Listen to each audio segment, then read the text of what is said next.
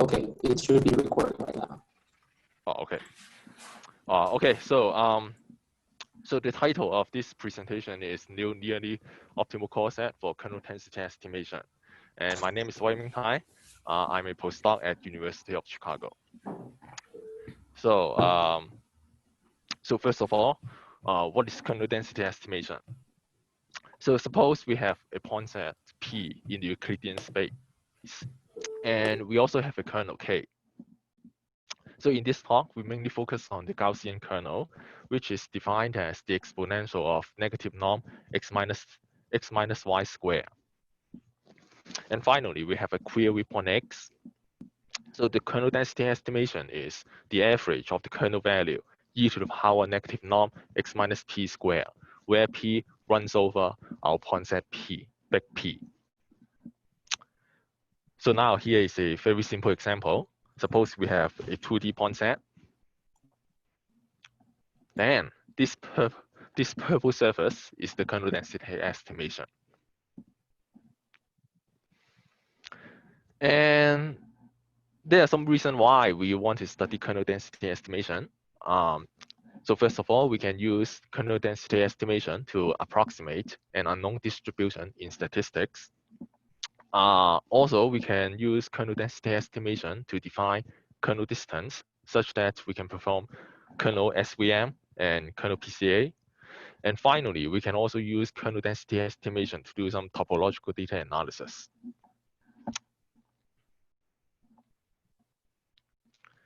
So here, so now the problem is the kernel density estimation is described by a point set P, and its size is n. So especially in modern analysis, in modern applications, n is very huge. So the problem now is we want to reduce the size. So here is our problem definition. We would like to find a subset Q of our input point set P, such that the kernel density estimation of P approximates the kernel density estimation of Q. So more precisely, we're given an error parameter, epsilon, such that the L infinity error between two kernel density estimation is less than epsilon. Then now the question is, how small can Q be? Because we can always pick Q to be the entire point set P, then we have zero error. So here is the same example. So now, but now the blue points are the selected point set Q, our subset Q. And this time, the purple surface is the kernel density estimation of Q. And here is the difference between two kernel density estimation. So what we want here is the maximum absolute value of this surface is less than epsilon. So that is our problem definition.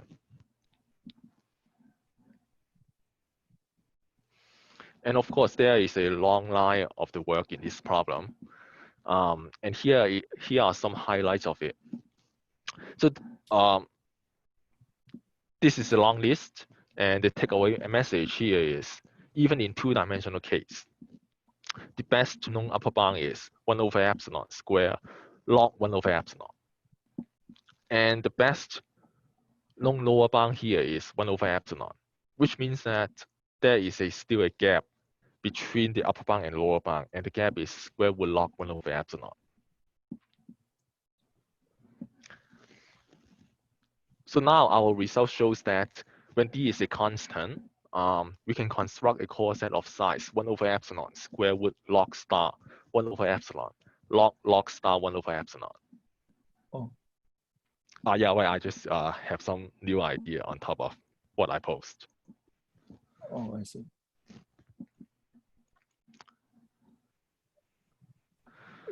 Can you go back? Oh, yeah, sure. So this result is only true for constant D? Yes. So what is the dependency on D? Which one? You mean our result? Yeah. Yeah, there are some exponential factor of D, like d factorial, e to the power d, something like this. Oh, wow. Okay.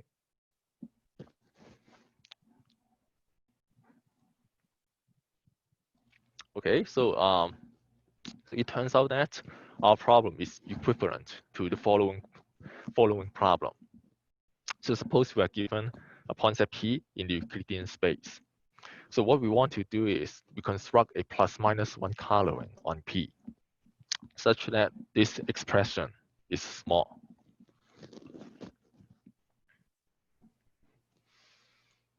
And the question is, why are they equivalent? So in our problem, we basically fix the error, which is epsilon, and we would like to minimize the size of the coset. But in the equivalence problem, we basically want to fix the size of the coset, which is n by 2, and we would like to minimize the discrepancy. So, or just look at this expression. So the left-hand side is the objective of the equivalence problem, and the only difference here is there is a factor of 1 over n.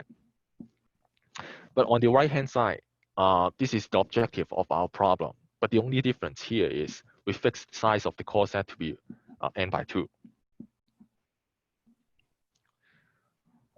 So so once we solve the once we solve the equivalence problem, this is how we can solve it.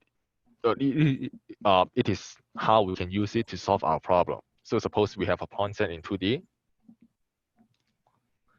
So we solve the equivalence problem and we construct the plus minus 1 coloring on the point set. And suppose the blue points are the plus 1 point. So what we are going to do is we keep the blue points and drop the rest of them. And now we repeat the process, construct the plus minus 1 coloring on the point set. And again, suppose the blue points are the plus 1 point.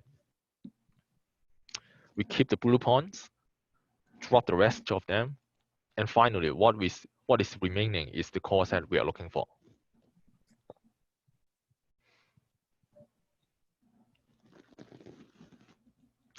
So the message here is our problem definition becomes the following.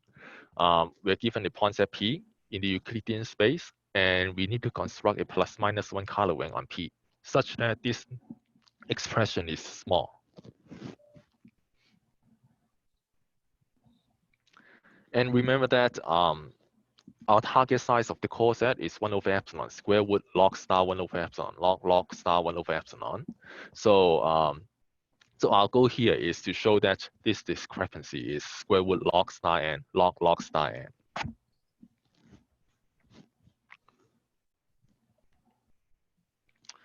So if you look close to our objective, and you may realize that this is pretty close to what the discrepancy theory says. So let's have a quick recap on what discrepancy theory is. So suppose we have a point set X and a collection curly S of the subsets of X. And this is a very simple example that X has 8 elements and 4 subsets of X.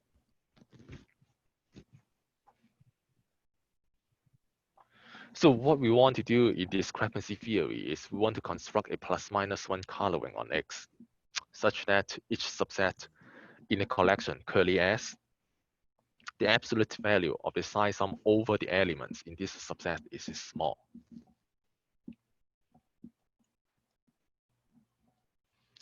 And we can actually formulate the objectives in discrepancy theory in matrix form.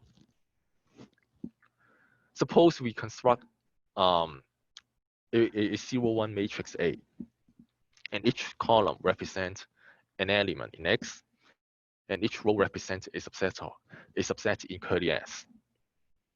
So so now we can define the discrepancy of a matrix to be L infinity norm of AX, where X is over all possible coloring. And the advantage of doing this is we can generalize it to arbitrary matrix, not necessarily 0, 1 matrix. Okay, so back to our setting. So remember that our problem definition is this. So we are given a point set P, and we would like to find a ±1 coloring on P, such that this discrepancy is small.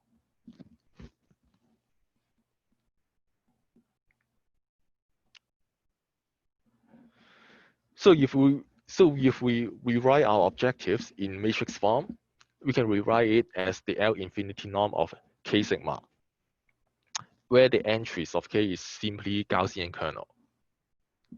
But the problem is K is not actually a matrix because it has infinitely many rows. So for now, we just pretend this as a matrix.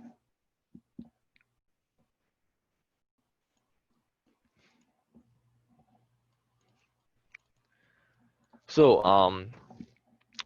in discrepancy theory, there is a famous theorem called Banaszczyk theorem, and it states the following. So suppose we have a convex body K with Gaussian measure at least half, which simply means that the convex body cannot be too small. And also we have n vectors whose norm is at most 1. Then this theorem says that there exists a coloring on these n vectors such that the psi sum of the vector lies inside the convex body K up to a constant vector.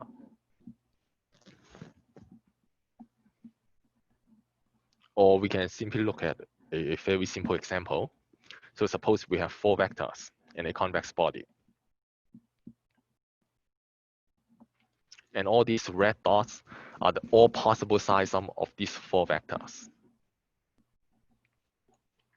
And if we consider an enlarged convex body CK,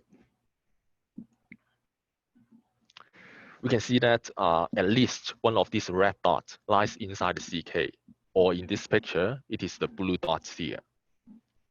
So that's what the Banaszczyk theorem says.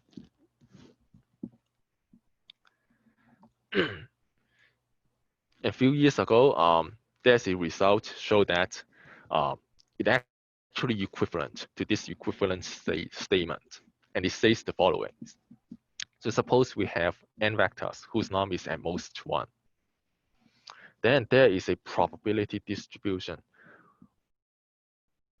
on all possible coloring that for any unit vector, for any unit vector theta, the inner product of the psi sum of vectors and the inner product of the psi sum of these vectors and theta cannot be too large. So more precisely, is less than alpha, or the probability that it is larger than alpha is exponentially small.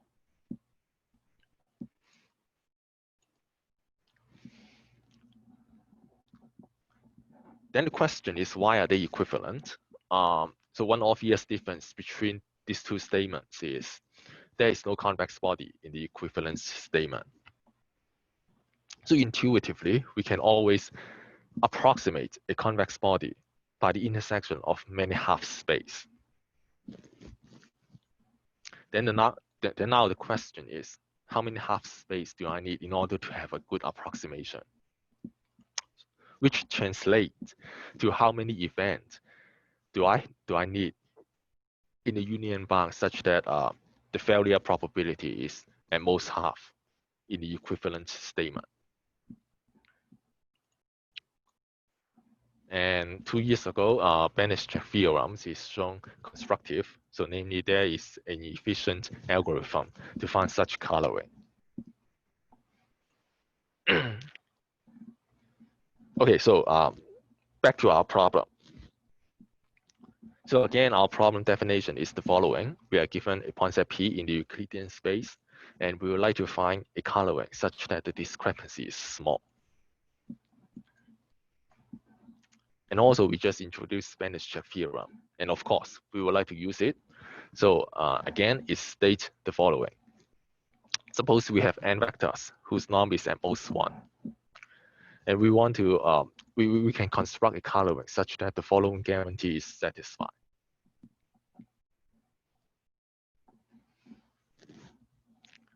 Then now the question is, what is the input vector of the Banaszczyk theorem in our setting?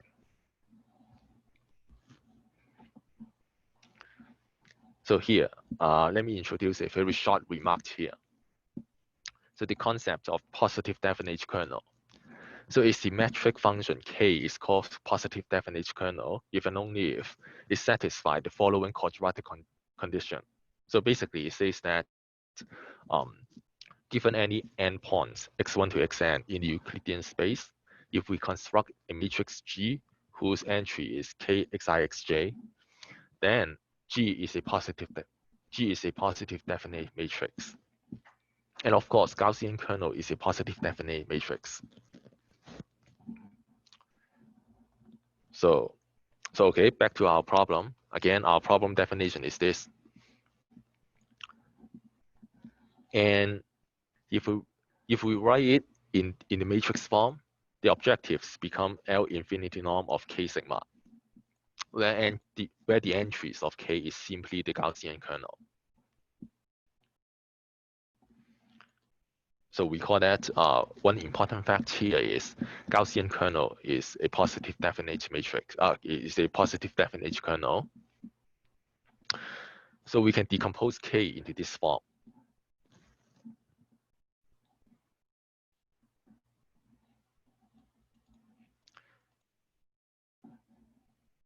We can we can decompose k into this form, and now back to our question: what is the input of what is the input for the Banaszczyk theorem? So the answer is this vector up. So there are some notes here. We can actually check that up has norm 1, which is good because we need to make sure that the input vector of Banaszczyk theorem is at most 1. And also we can actually prove that we can actually see that the inner product of ux and up is simply the Gaussian kernel. This is also another important property. So remember that the Banaszczyk theorem stated the following: we have n vectors whose norm is at most 1. Then we can construct a coloring on these vectors such that this probability guarantee is satisfied. And if we take up as the input, then we have this probability guarantee, and I simply substitute it.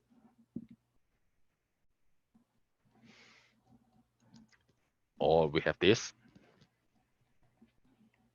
So now, if we set theta to be ux, then for this particular x, the probability that our objective is larger than alpha is exponentially small, because the Gaussian kernel can be rewritten as the inner product form, as I mentioned before, and that means our objective can be rewritten as the inner product form in the second line, and that is exactly the formulation in the Banaszczyk theorem.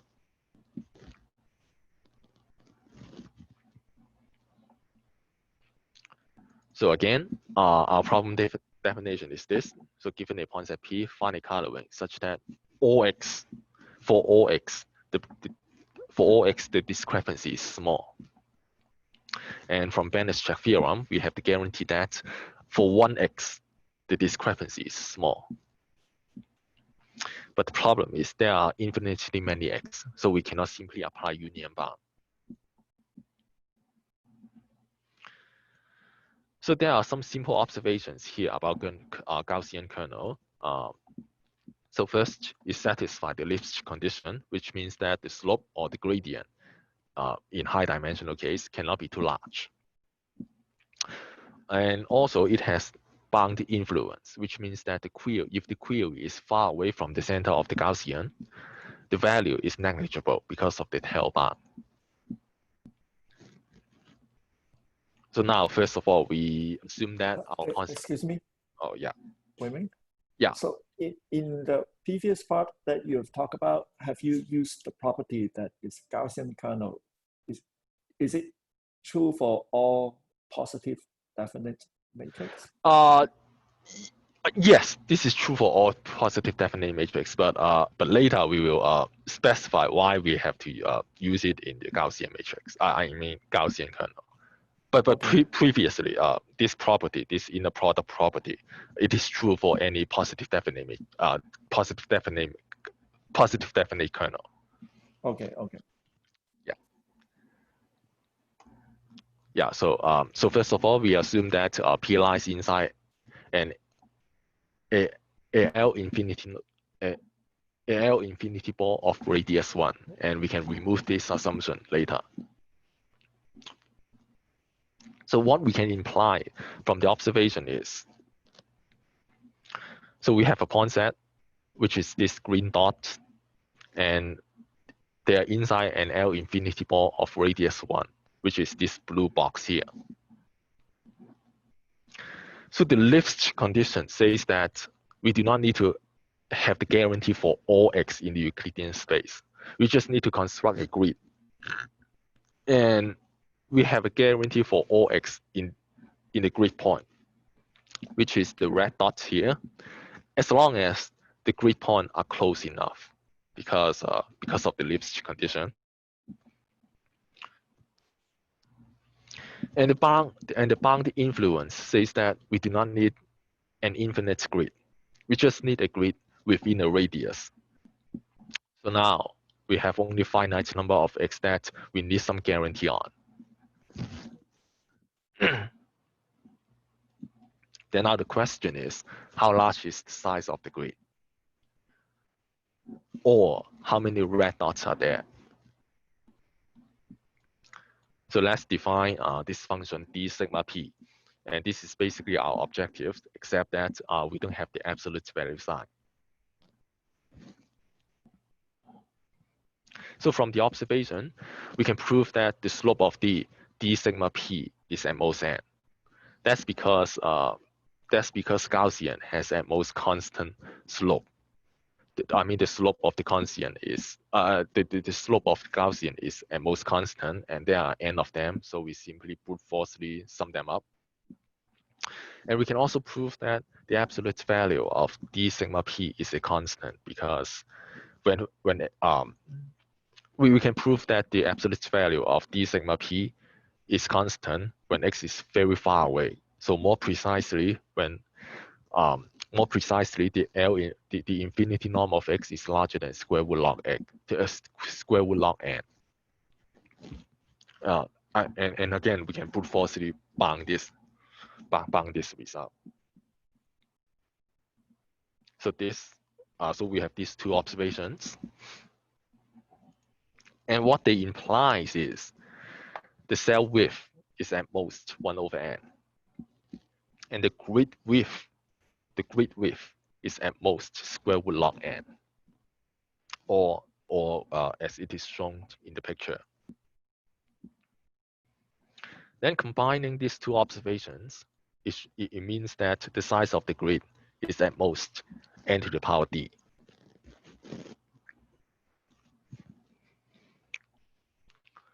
So now we are ready to make our first attempt.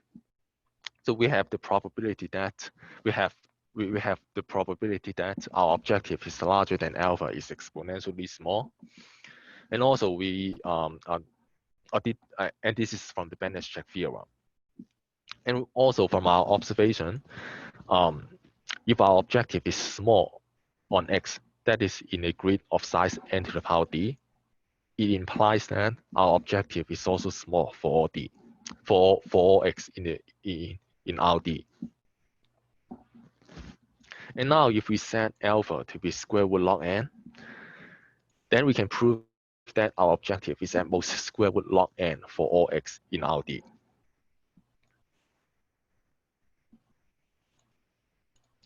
So we can actually show a slightly stronger result.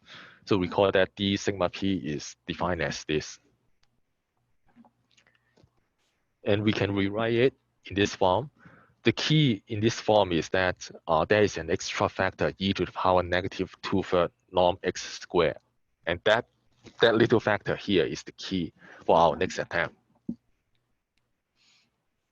Then by the same technique, we can prove that our objective is at most square root log n e to the power negative norm x squared. So if we look at the reason why we set alpha to be square root log n, this is from our observations. The slope is at most n, the range is at most square root log n, and we achieve this pretty much by brute force approach. And the question is, can we do better? So again, the function d sigma p is defined as this. So now we can show the following expression. This is a very long expression, but the takeaway message here is the left-hand side is basically the slope or the gradient of d sigma p, except that we don't have the term x minus y in the denominator. And the right-hand side is basically the right-hand side is basically the expression in terms of d sigma p.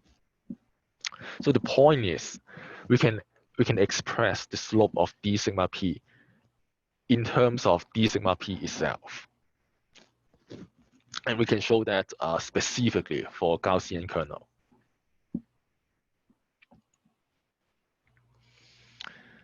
So now remember that from our first attempt, we have the absolute value of d sigma p is at most square root log n. And now we have this inequality. And if we plug it into the inequality, we can conclude that the slope of d sigma p is at most square root log n. And so it further implies that the cell width is at least 1 over square root log n. Okay. And again, we have the absolute value of d sigma p. We have absolute value of d sigma p is at most square root log n e to the power negative norm x squared from our first attempt. And it implies that the absolute value of d sigma p is at most e to the power negative norm x squared. If the infinity norm of x is at least square root log n. And that's because you can see that if x is at least square root log n, it cancels out the term square root log n there. So it further implies that the grid width is at most square root log n.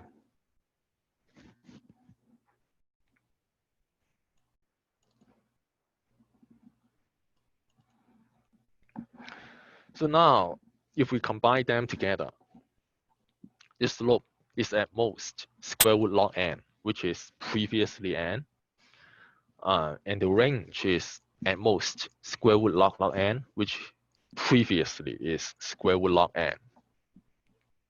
Then it implies that the cell width is at least 1 over square root log n, which is previously 1 over n, and the grid width is at most square root log n, which is previously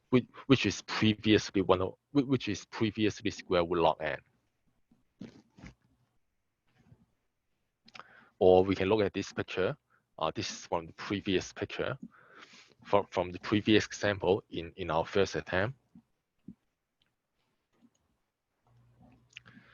So the left-hand side shows that the grid is denser and bigger. And the right-hand side is sparser and smaller. So that means the size of the grid is definitely smaller, and we can show that the size of the grid is at most log n to the power d.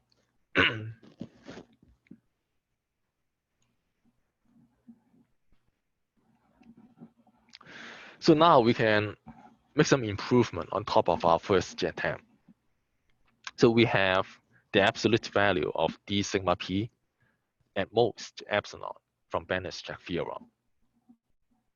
And we also have the absolute value of d sigma p is small on x, that is in a grid of size log n to the power d, implies the very same term, the absolute value of d sigma p is also small for all x in RD.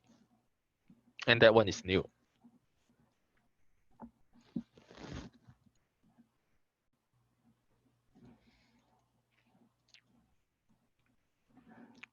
So now if we set alpha to be square root log n, then we can prove our objective. We can prove that our objective is at most square root log n e to the power negative norm x squared for all x in RD.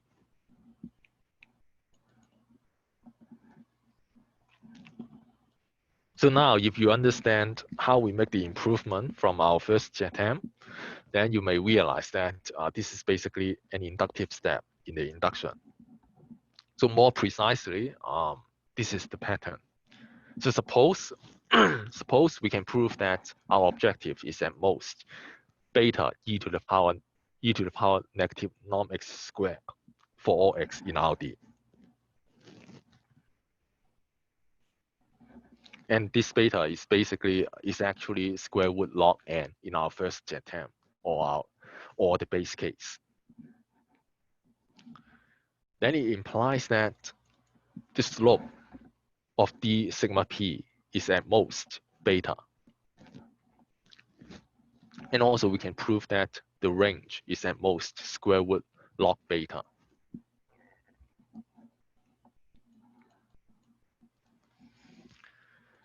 And it further implies that the cell width is at least 1 over beta, and the grid width is at most square root log beta.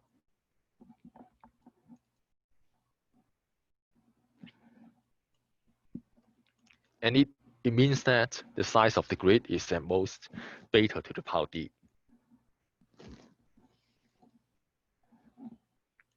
So now if we set alpha to be square root log beta in Banaszczyk theorem, we can prove that our objective is at most square root log beta e to the power negative norm x squared for all x in RD, for all x in RD. And you can see the improvement from beta to square root log beta.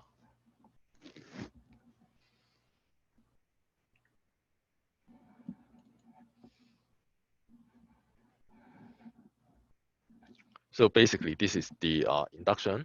And if we perform log star n inductive steps, then we can finally prove that our objective is less than square root log star n log star n e to the power negative norm x squared. but remember that in the beginning we assume that our point set P lies inside a L infinity ball of radius 1.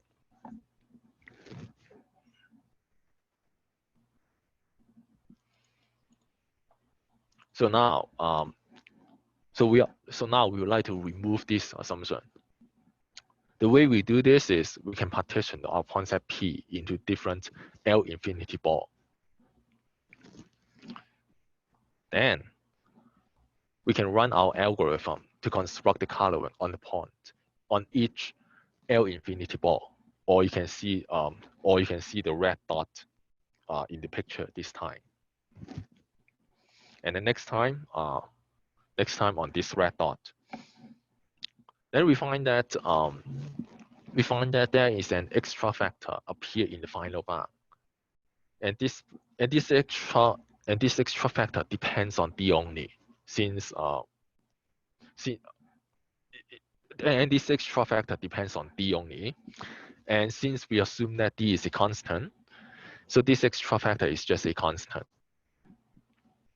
So now our result is square root log star n log star n and it implies that the size of the coset is 1 over epsilon, square root log star 1 over epsilon, log star 1 over epsilon.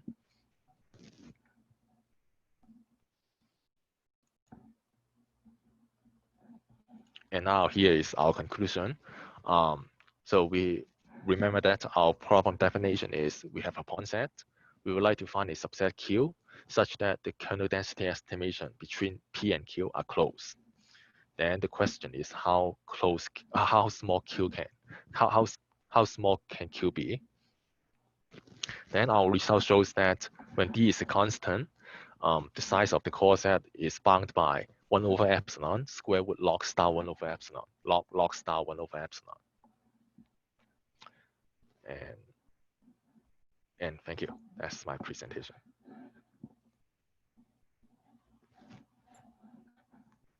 Thank you.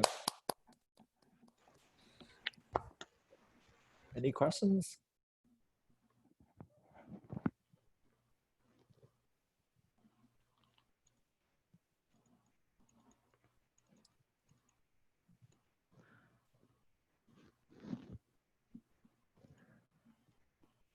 Do you lose something in applying the union bound?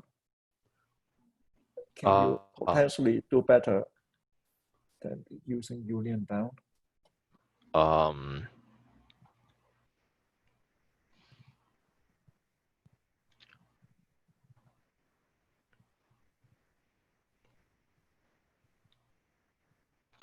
So here, you mean? You apply union bound on the point in the grid? Yes.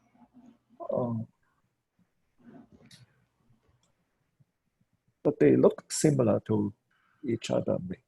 Can we gain something here instead of just applying union bound?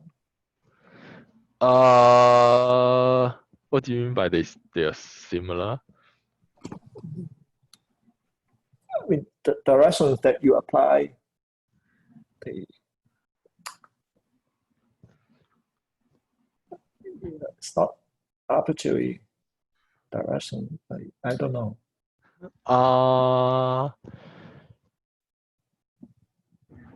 Yeah, I'm not sure if there is a better way to apply the union bound here, but yeah, well, I mean, I guess the natural approach is, yeah, you just make sure that every point has small discrepancy and make sure that they're close to each other. Then you can prove that for all x, discrepancy is small.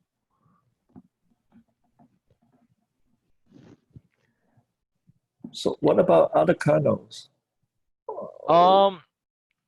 So if you just consider positive definite kernel, you can still get this square root log n result. But the problem is you might not get something like this. So then I don't know how further improve the results for other kernels, because this inequality is specifically for Gaussian kernel. So if this is not Gaussian kernel, then I don't know how to construct something similar here. So every positive definite kernel has a small coset as well? Yeah, right. So you can prove yeah, right. So so you can see in the third line of this on this table for any D, the upper bound is square root D over epsilon, square root log 1 over epsilon. This result is true for all positive definite kernel. Oh, I see. And what is the right answer that you think? My conjecture is we can actually completely get rid of the square root log term or the extra term in our new result, because for constant D. Yeah, well, I mean, even for constant D, for any D, my conjecture is we can get rid of the extra factor, because in one-dimensional case, you can see that there is no extra factor, and so it's more like why would we have an extra factor here? But I know that there are other computational geometry problem that when you generalize the idea from one-dimensional case to high-dimensional case, there will be a random extra factor here. So I expect that that would be very hard problem to get rid of, to remove the extra factor. So for other problems, this extra factor is necessary that they have a matching lower bound? No, I mean, so like one obvious example is Tasnady problem. So this problem basically says that you have point set in the Euclidean space, and you want to find out the discrepancy of the axis parallel rectangle.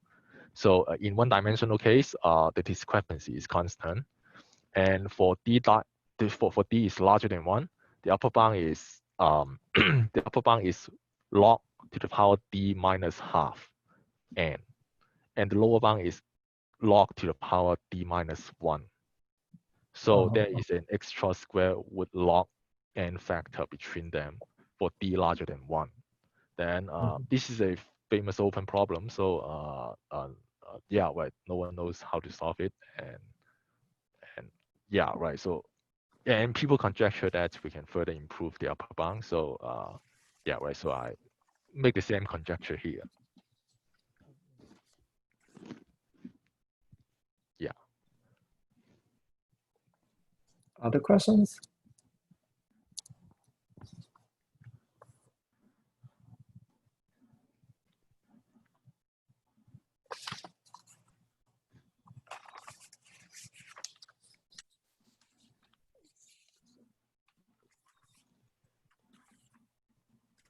If not, let's thank Ming again.